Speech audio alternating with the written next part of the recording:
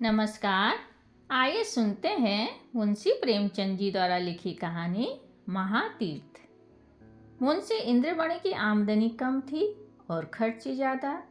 अपने बच्चे के लिए दाई का खर्च न उठा सकते थे, लेकिन एक तो बच्चे की सेवा शुश्रूषा की फिक्र और दूसरे अपने बराबर वालों से हेठे बनकर रहने का अपमान इस खर्चे को सहन करने पर मजबूर करता था। बच्चा दाई को बहुत चाहता था, हरदम उसके गले का हार बना रहता था, इसलिए दाई और भी जरूरी मालूम होती थी। पर शायद सबसे बड़ा कारण यह था कि वह मुरोवत के वश दाई को जवाब देने का साहस नहीं कर सकते थे। बुढ़िया उनके यहाँ 3 साल से नौकर थी। उसने उनके इकलौते लड़के का लालन पालन किया था। वह अपना काम बड़ी मुस्तैदी और परिश्रम से करती थी। उसे निकालने का कोई बहाना नहीं था और व्यर्थ खूचड़ निकालना इंद्रमणि जैसे भले आदमी के स्वभाव के विरुद्ध था। पर सुखदा इस संबंध में अपने पति से सहमत न थी। उसे संदेह था कि दाई हमें लूटे लेती है। जब दाई बाजार से लौटती तो वह दालान में छिपी रहती कि देखूं आटा कहीं छिपा कर तो नहीं रख देती, लकड़ी तो नहीं छिपा देती। उसकी लाई हुई चीजों को घंटों देखती, पूछताछ करती, बार बार पूछती, इतना ही क्यों, क्या भाव है, क्या इतना महंगा हो गया। दाई कभी तो इन संदेहात्मक प्रश्नों का उत्तर नम्रता पूर्वक देती, किंतु जब कभी बहू जी ज्यादा तेज हो जाती तो वह भी कड़ी पड़ जाती थी। सब तक खाती, सफाई की शहादतें पेश करती, वाद विवाद में घंटों लग जाते थे। प्राय नित्य यही दशा रहती थी और प्रतिदिन यह नाटक दाई के अश्रुपात के साथ समाप्त होता था। दाई का इतनी सख्तियां झेलकर पड़े रहना सुखदा के लिए संदेह को और भी पुष्ट करता था। उसे कभी विश्वास नहीं होता था कि यह बुढ़िया केवल बच्चे के प्रेमवश पड़ी हुई है। वह बुढ़िया को इतनी बाल प्रेमशीला नहीं समझती थी। संयोग से एक दिन दाई को बाजार से लौटने में जरा देर हो गई। वहां 2 कुंजड़िनियों में देवासुर संग्राम मचा था। उनका चित्रमय हाव भाव, उनका आग्नेय तर्क वितर्क, उनके कटाक्ष और व्यंग सब अनुपम थे। विष के 2 नद थे या ज्वाला के 2 पर्वत जो दोनों तरफ से उमड़कर आपस में टकरा गए थे। क्या वाक प्रहार था, कैसे विचित्र विवेचना, उनका शब्द बाहुल्य, उनकी मार्मिक विचारशीलता, उनके अलंकृत शब्द विन्यास और उनकी उपमाओं की नवीनता पर ऐसा कौन सा कवि है जो मुग्ध न हो जाता। उनका धैर्य, उनकी शांति विस्मयजनक थी। वहां दर्शकों की एक खासी भीड़ भी थी। वे लाज को भी लज्जित करने वाले इशारे, वे अश्लील शब्द जिनसे मलिनता के भी कान खड़े होते, सहस्रों रसिक जनों के लिए मनोरंजन की सामग्री बने हुए थे। दाई भी खड़ी हो गई कि देखूं क्या मामला है। तमाशा इतना मनोरंजक था कि उसे समय का बिल्कुल ध्यान न रहा। एकाएक जब 9 के घंटे की आवाज कान में आई तो वह चौंक पड़ी और लपकी हुई घर की ओर चली। सुगदा भरी बैठी थी। दाई को देखते ही त्योरी बदल कर बोली, क्या बाजार में खो गई थी। दाई विनयपूर्ण भाव से बोली, एक जान पहचान की मेहरी से भेंट हो गई। वह बातें करने लगी। सुगदा इस जवाब से और भी चिढ़कर बोली, यहाँ दफ्तर जाने को देर हो रही है और तुम्हें सैर सपाटे की सूझती है। दाई ने इस समय दबने में ही कुशलता समझी।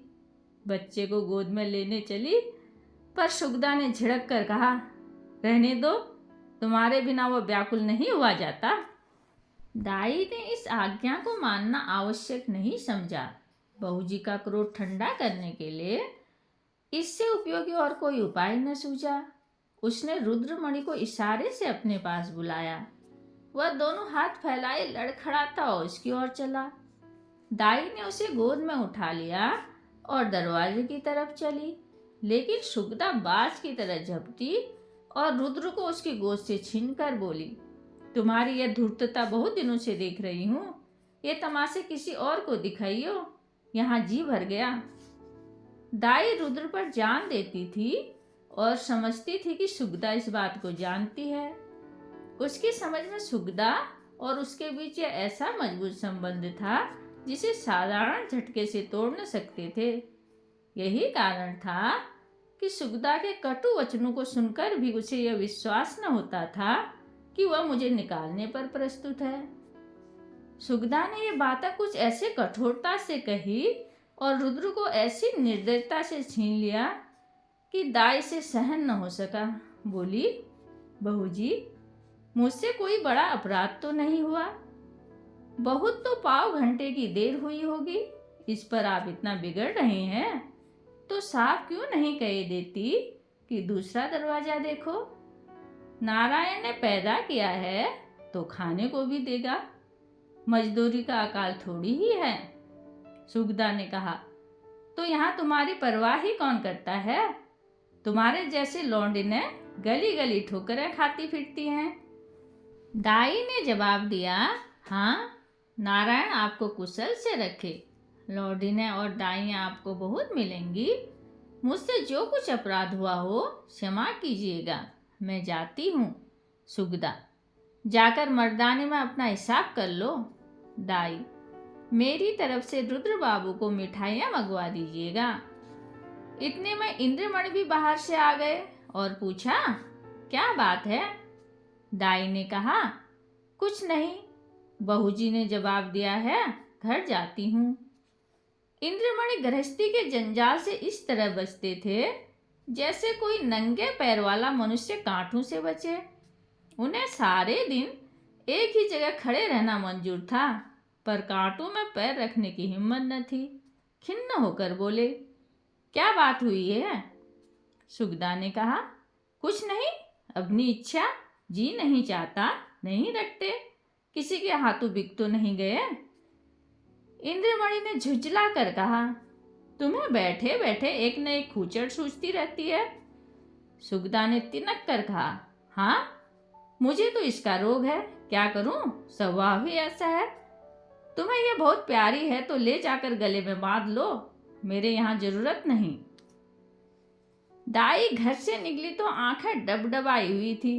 हृदय इंद्रमणि के लिए तड़प रहा था। जी चाहता था कि एक बार बालक को लेकर प्यार कर लूं, पर यह अभिलाषा लिए हुए उसे घर से बाहर निकलना पड़ा।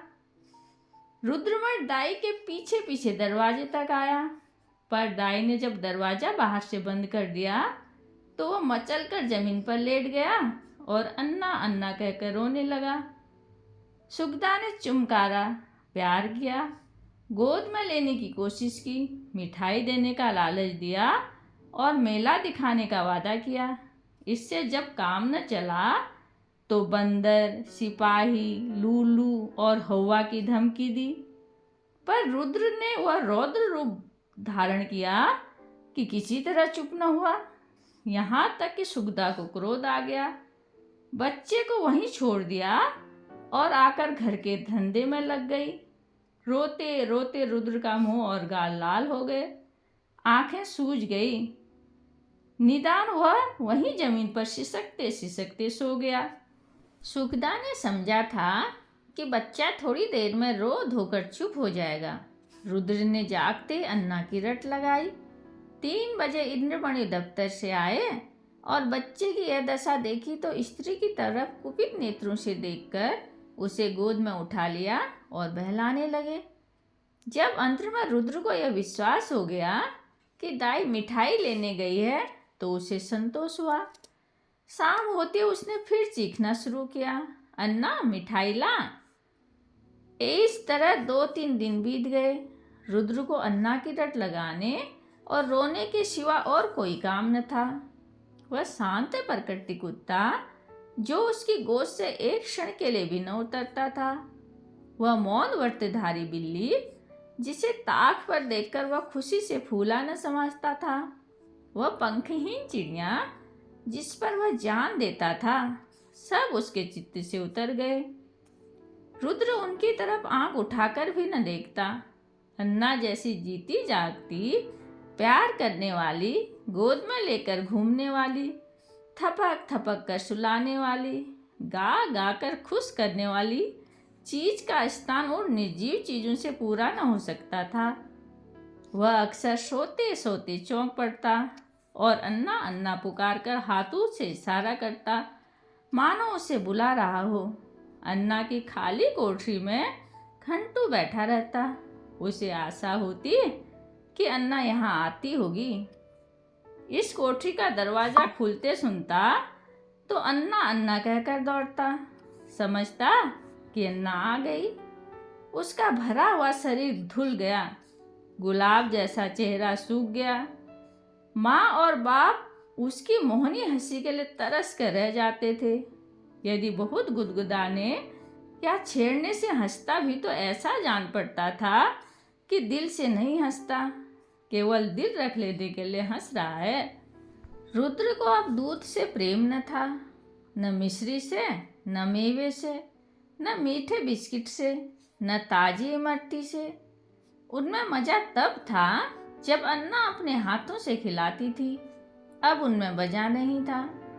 2 साल का लहलाता हुआ सुंदर पौधा मुरझा गया। वह बालक जिसे गोद में उठाते ही नरमी, गर्मी और भारीपन का अनुभव होता था, अब सूखकर कांटा हो गया। सुगदा अपने बच्चे की यह दशा देखकर भीतर ही भीतर कुढ़ती, अपनी मूर्खता पर पछताती। इंद्रमणि, जो शांतिप्रिय आदमी थे, अब बालक को गोद से अलग न करते थे। उसे रोज साथ हवा खिलाने ले जाते थे, नित्य नए खिलौने लाते थे, पर मुरझाया हुआ पौधा किसी तरह भी न पनपता था। दाई उसके लिए संसार की सूर्य थी। उस स्वाभाविक गर्मी और प्रकाश से वंचित रहकर हरियाली को बाहर कैसे दिखाता।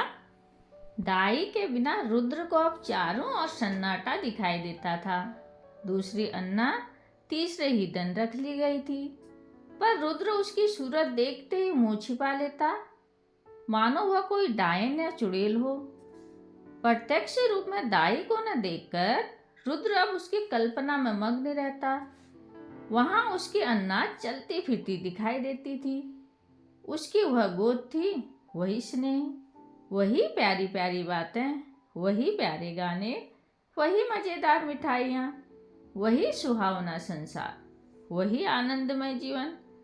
अकेले बैठकर कल्पित अन्ना से बातें करता। अन्ना, कुत्ता भूखे, अन्ना गाय दूध देती, अन्ना उजला उजला घोड़ा दौड़े। सवेरा होते ही लौटा लेकर दाई की कोठरी में जाता और कहता, अन्ना पानी। दूध का गिलास लेकर उसकी कोठरी में रखाता और कहता, अन्ना दूध पिला। अपनी चारपाई पर तकिया रखकर चादर से ढांक देता और कहता, अन्ना सोती है। सुगदा जब खाने बैठती तो कटोरे उठा उठा कर अन्ना की कोठरी में ले जाता और कहता, अन्ना खाना खाएगी। अन्ना उसके लिए एक स्वर्ग की वस्तु थी, जिसके लौटने की अब उसे बिल्कुल आशा न थी।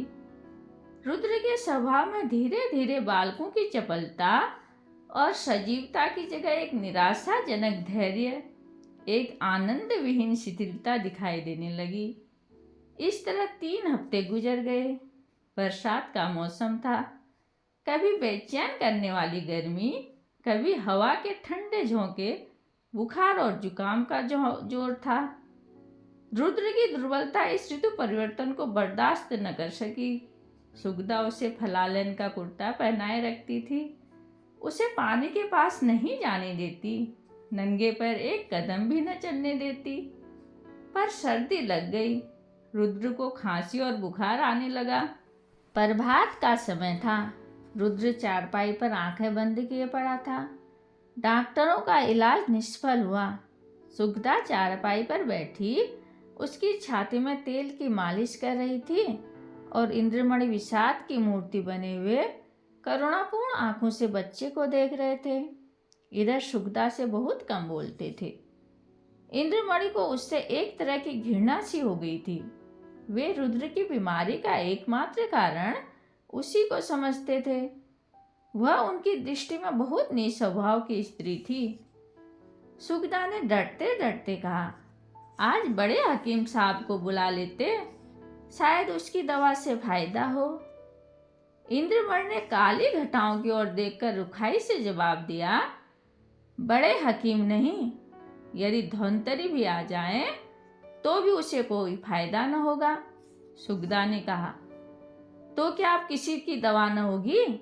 इंद्रमणि, बस उसकी एक ही दवा है और वह अलभ्य है। सुगदा, तुम्हें तो बस वही धुन सवार है, क्या बुढ़िया आकर अमृत पिला देगी? इंद्रमणि, वह तुम्हारे लिए चाहे विष हो, पर लड़के के लिए अमृत ही सिद्ध होगी। सुगदा, मैं नहीं समझती कि ईश्वर इच्छा उसके अधीन है। इंद्रमणि, यदि नहीं समझती हो और अब तक नहीं समझी तो रोगी, बच्चे से हाथ धोना पड़ेगा।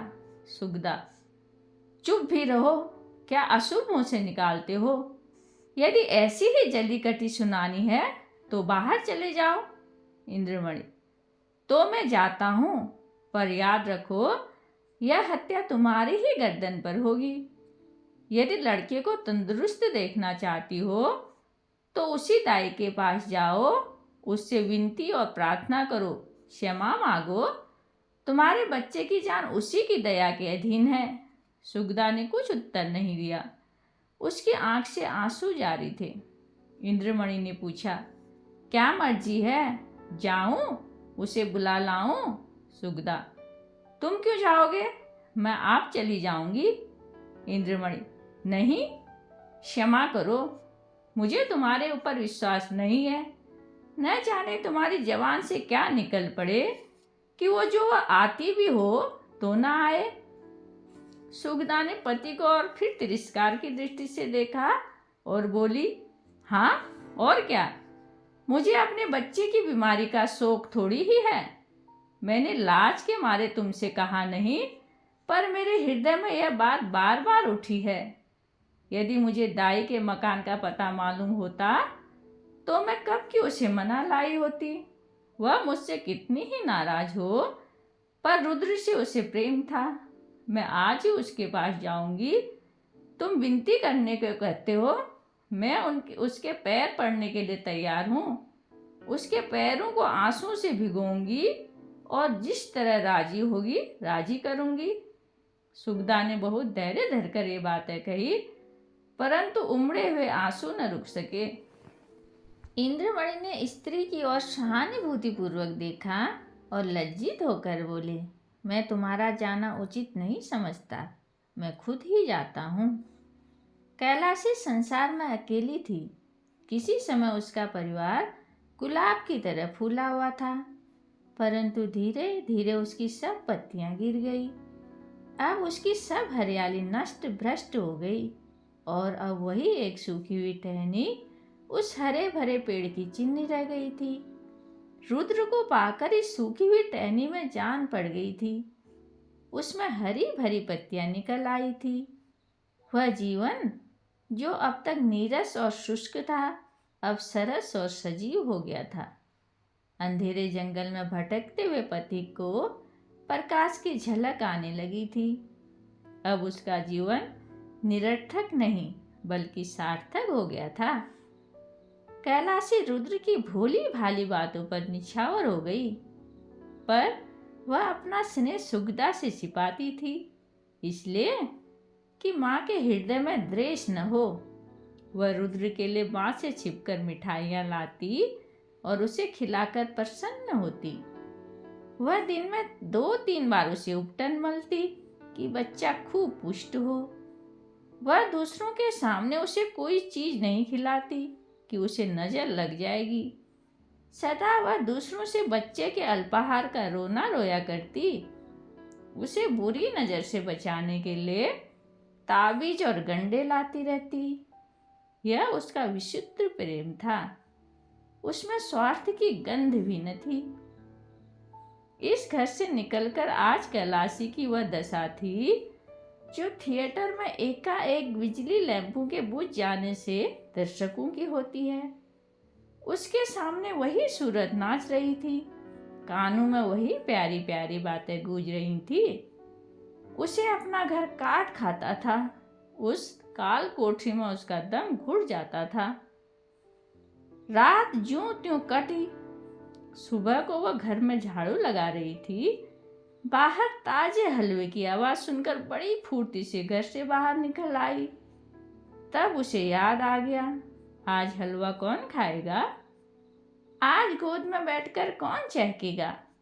वह मधुर गान सुनने के लिए जो हलवा खाते समय रुद्र की आंखों से, होठों से और शरीर के एक एक अंग से बरसता, कैलाशी का हृदय तड़प गया। वह व्याकुल होकर घर से बाहर निकली कि चलूं रुद्र को देख आऊं, पर आधे रास्ते से लौट गई। रुद्र कैलाशी के ध्यान से क्षण भर के लिए भी नहीं उतरता था। वह सोते सोते चौंक पड़ती। जान पड़ता रुद्र डंडे का घोड़ा दबाए चले आता है। पड़ोसियों के पास जाती तो रुद्र की ही चर्चा करती। रुद्र उसके दिल और जान में बसा हुआ था। सुखदा के कठोर कुव्यवहार का उसके हृदय में ध्यान भी न था। वह रोज इरादा करती थी कि आज रुद्र को देखने चलूंगी। उसके लिए बाजार से मिठाइयाँ और खिलौने लाती। वह घर से चलती पर रास्ते से लौट आती। कभी 2-4 कदम से आगे नहीं बढ़ा जाता। कौन मोह लेकर जाऊं? जो प्रेम को धूर्तता समझता हो उसे कौन सा मुंह दिखाऊं? कभी सोचती यदि रुद्र मुझे न पहचाने तो बच्चों के प्रेम का ठिकाना ही क्या। नई दाई से हिल मिल गया होगा। यह ख्याल उसके पैरों पर जंजीर का काम कर जाता था। इस तरह 2 हफ्ते बीत गए। कैलाशी का जी उछटा रहता, जैसे उसे कोई लंबी यात्रा करनी हो। घर की चीजें जहाँ की तहाँ पड़ी रहती। न खाने की सुधि थी न कपड़े की। रात दिन रुद्र के ही ध्यान में डूबी रहती थी। संयोग से उन्हीं दिनों बद्रीनाथ की यात्रा का समय आ गया। मोहल्ले के कुछ लोग यात्रा की तैयारियां करने लगे। कैलाशी की दशा इस समय उस पालतू चिड़िया की सी थी जो पिंजरे से निकलकर फिर किसी कोने को खोज में हो। उसे स्मृति का यह अच्छा अवसर मिल गया। वह यात्रा के लिए तैयार हो गई। आसमान पर काली घटाएं छाई हुई थी और हल्की हल्की फुहारें पड़ रही थी। देहली स्टेशन पर यात्रियों की भीड़ थी। कुछ गाड़ियों पर बैठे थे, कुछ अपने घर वालों से विदा हो रहे थे। चारों तरफ एक हलचल सी मची थी। संसार माया आज भी उन्हें जकड़े हुए थी। कोई स्त्री को सावधान कर रहा था कि धान कट जाए तो तालाब वाले खेत में मटर बो देना और बाग के पास गेहूं। कोई अपने जवान लड़के को समझा रहा था, असामियों पर बकाया लगान की नालिश में देर न करना और 2 रुपये सैकड़ा सूद जरूर काट लेना। एक बूढ़े व्यापारी महाशय अपने मुनीम से कह रहे थे कि माल आने में देर हो तो खुद चले जाइएगा और चल तो मान लीजिएगा, नहीं तो रुपया फंस जाएगा। पर कोई कोई ऐसे श्रद्धालु मनुष्य भी थे जो धर्ममग्न दिखाई देते थे। वे या तो चुपचाप आसमान की ओर निहार रहे थे या माला फेरने में तल्लीन थे। कैलाशी भी एक गाड़ी में बैठी सोच रही थी, इन भले आदमियों को अब संसार की चिंता नहीं छोड़ती। वही बनिया बाजार, लेन देन की चर्चा। रुद्र इस समय यहाँ होता तो बहुत रोता। मेरी गोद से कभी न उतरता। लौटकर उसे अवश्य देखने जाऊंगी। ईश्वर, किसी तरह गाड़ी चले। गर्मी के मारे जी व्याकुल हो रहा है। इतनी घटा उमड़ी हुई है किंतु बरसने का नाम ही नहीं लेती। मालूम नहीं यह रेले वाले क्यों देर कर रहे हैं। झूठ मूठ इधर उधर दौड़ते फिरते हैं। यह नहीं कि झटपट गाड़ी खोल दे, यात्रियों की जान में जान आए। एकाएक उसने इंद्रमणि को बाईसाइकिल लिए प्लेटफार्म पर आते देखा। उसका चेहरा उतरा हुआ और कपड़े पसीने से तर थे। वह गाड़ियों में झांकने लगे। कैलाशी केवल यह जताने के लिए कि मैं भी यात्रा करने जा रही हूँ, गाड़ी से बाहर निकल आई। इंद्रमणि कैलाशी को देखते ही लपक कर करीब आ गए और बोले, क्यों कैलाशी, तुम भी यात्रा को चली? कैलाशी ने सगौर दीनता से उत्तर दिया, हाँ, यहाँ क्या करूं? जिंदगी का कोई ठिकाना नहीं, मालूम नहीं कब आंखें बंद हो जाए। परमात्मा के यहाँ मुंह दिखाने का भी तो कोई उपाय होना चाहिए। रुद्र बाबू अच्छी तरह हैं। इंद्रमणि, अब तो जा ही रही हो, रुद्र का हाल पूछकर क्या करोगी? उसे आशीर्वाद देती रहना। कैलाशी की छाती धड़कने लगी। घबरा कर बोली, उनका जी अच्छा नहीं है क्या? इंद्रमणि, वह तो उसी दिन से बीमार है जिस दिन तुम वहां से निकली। 2 हफ्ते तक उसने अन्ना अन्ना की रट लगाई। अब 1 हफ्ते से खांसी और बुखार में पड़ा है। सारी दवाइयाँ करके हार गया, कुछ फायदा न हुआ। मैंने सोचा था कि चलकर तुम्हारी अनुनय विनय करके लिवा लाऊंगा। क्या जाने तुम्हें देखकर उसकी तबीयत संभल जाए। पर तुम्हारे घर आया तो मालूम हुआ कि तुम यात्रा करने जा रही हो। अब किस मुझ से चलने को कहूँ? तुम्हारे साथ सलूक ही कौन सा अच्छा किया था जो इतना साहस करूं? फिर पुष्य कार्य में विघ्न डालने का भी डर है। जाओ, उसका ईश्वर मालिक है, आयुष्य से तो बच ही जाएगा, अन्यथा ईश्वरी गति में किसी का क्या बस। कैलाशी की आंखों के सामने अंधेरा छा गया। सामने की चीजें तैरती हुई मालूम होती थी। हृदय भाई अशुभ की आशंका से दहल उठा। हृदय से निकल पड़ा, हे ईश्वर, मेरे रुद्र का बाल बांका न हो। प्रेम से कैलाशी का गला भर आया। विचार किया, मैं कैसी कठोर हृदय हूँ। प्यारा बच्चा रो रो कर हलकान हो गया और मैं उसे देखने तक नहीं गई। सुगदा का स्वभाव अच्छा नहीं, न सही, किंतु रुद्र ने मेरा क्या बिगाड़ा था कि मैंने माँ का बदला बेटे से लिया। ईश्वर, मेरा अपराध क्षमा करो। प्यारा रुद्र मेरे लिए हुड़क रहा है। इस ख्याल से कैलाशी का कलेजा महसूस उठा और आंखों से आंसू बह निकले। मुझे क्या मालूम था कि उसे मुझसे इतना प्रेम है। नहीं मालूम बच्चे की क्या दशा है। वह भयातुर होकर बोली, दूध तो पीते हैं ना?